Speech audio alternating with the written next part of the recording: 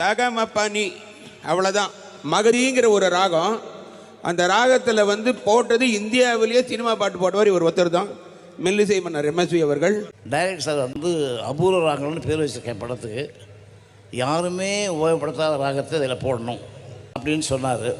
இப்போ எப்படி போடுறது என்ன செய்கிறது ஒரே குழப்பம். ஒரு படம் என்னுடைய மானசீக குரு பாலமுரளிகிருஷ்ணன் அவர்கள் கூப்பிட்டு கேட்டார்.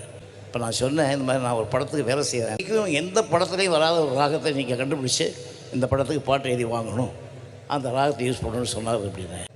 அந்த மாதிரி ஒரு ராகத்தில் உங்களால் ஒருத்தரால் தான் போட முடியும் பாட்டு. அதனால் 4 சுரம், 4 சுரங்களில் ஒரு ராகம் சிருஷ்டி பண்ணுங்க. அது வந்து மகதின்னு பேர் அதுக்கு சொல்லி அந்த ராகத்தை எனக்கு சொல்லிக் கொடுத்ததே என்னுடைய சங்கீத குரு பாலமுரளிகிருஷ்ணன் தான். அவருக்கு தான் அந்த பெருமை போய் சேர வேண்டும். பாட்டு வந்து அதிசய ராகம் அபூர்வ ராகங்கிற பாட்டு. அதிசய ராகம்னு வரும்போது அபூர்வ ராகமாக இருக்கணுமே, அந்த ராகமே பாலச்சந்திர சார்.